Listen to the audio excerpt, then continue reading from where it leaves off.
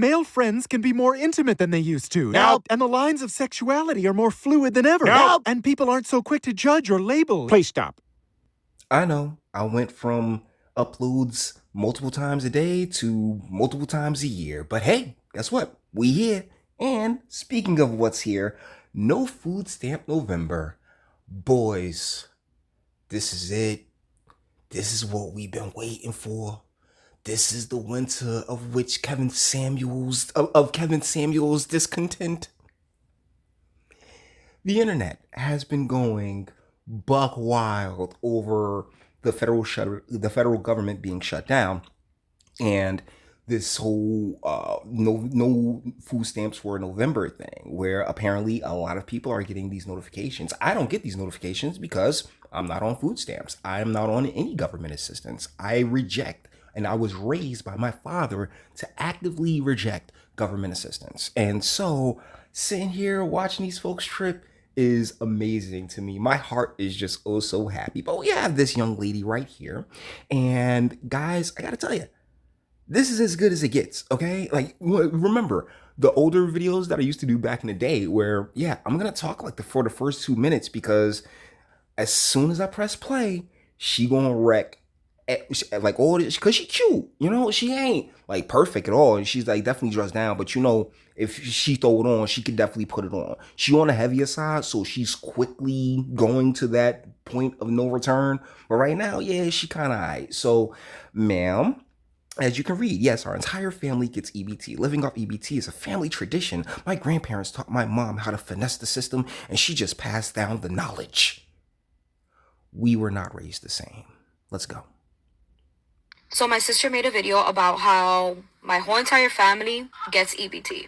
And everyone is calling us bums because we don't work and we live off the government. And we are proud of that. Now, when you say your grandparents taught your mom, I can't help but feel that they might have been your grandmother, more so than your father. Because men, we have this little stubborn thing called pride, and it's something that I know it's a sin, but anything can be a sin if you're too much into it, right? You can't be too prideful, but there is a point about pride that really has been lost over the past 3 or 4 generations. And you can hear in her voice that she's not a black woman. No, this is a Latina, probably Mexican. But, you know, I mean, it can go a billion different ways as far as national origin. But regardless, this is America, where if the government can get you on their teat, they want you on that teat. And they want to keep you on that teat, because then you are vulnerable to their whims. I look at welfare, SNAP, EBT, the reliance upon government, the same way I do parole, right? The government can tell you to do whatever it is, however it is, whenever it is. Now, my theory remains that we are all slaves. Every single one of us here in the United States. I mean, all over the world, but specifically here in the United States. And if you don't believe me, I hope you enjoy your social security number. But it's like a free range situation where we're free to make whatever choices we want. At the end of the day, the house always wins.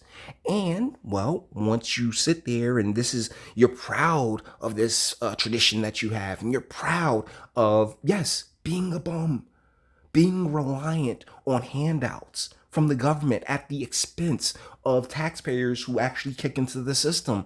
Yeah, the amount of sympathy when that life, quote unquote, lifeline, even though that lifestyle, it's not a lifeline, it's a lifestyle. When that lifestyle is taken away from you, yeah, the sympathy is gonna be at zero, chica. This is what we were taught. We were taught to not have to work. We were taught to live off the government because it is there for us to use.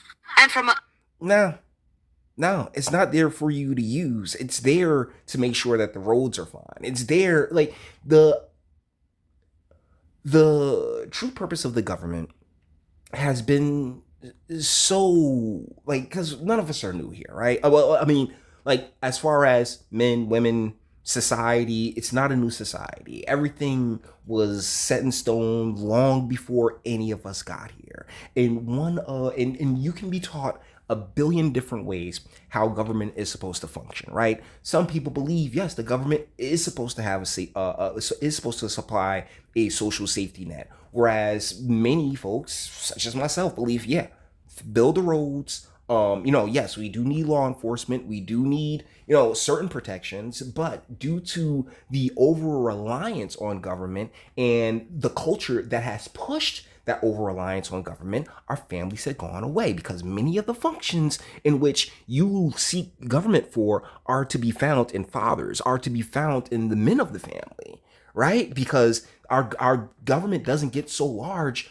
without a ginormous amount of people in which they have to account for. And when we sat there as a culture and was like, you're strong and independent, ladies, you can go out there and do for yourselves. Yeah, the government decided to sit there, ship manufacturing jobs and the means in which families were able to sustain themselves without government intervention, at least with the man as head of the household. They sent that to China. They sent that all over to Indonesia and Cambodia and all over the world, Taiwan, basically anywhere but here. And so, and it's been like 70 years of this.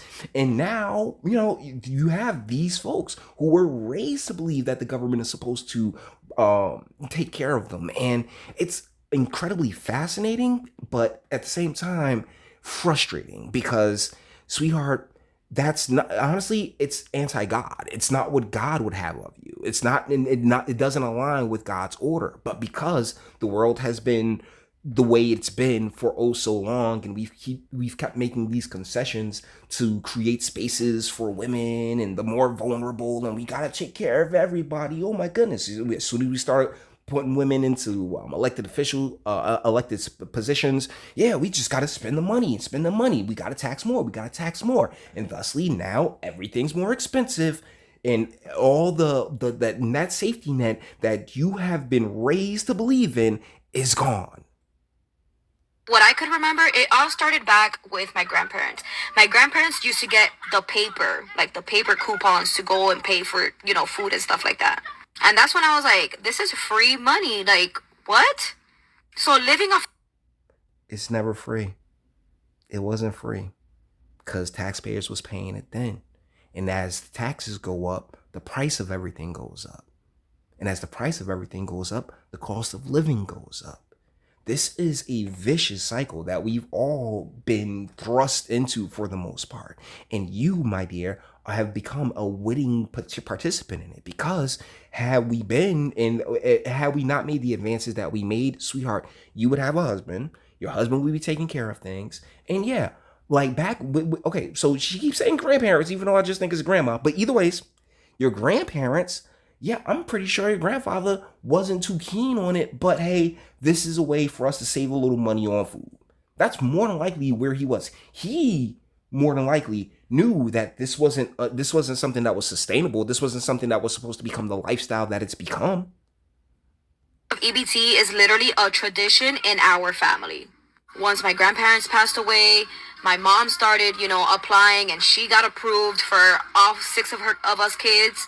And then, once my sister got older, she had her first child. She applied for food stamps, and she got, Where's the fathers? Where are the fathers? Because I keep hearing your mother and your sister. Where are the fathers? Where's your father?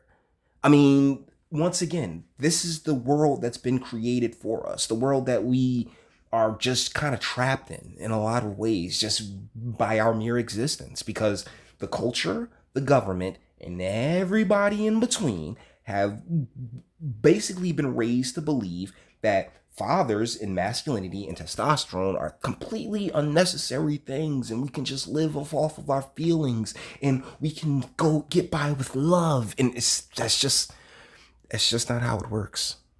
It was just like, a domino effect. One after another, we all got approved for EBT.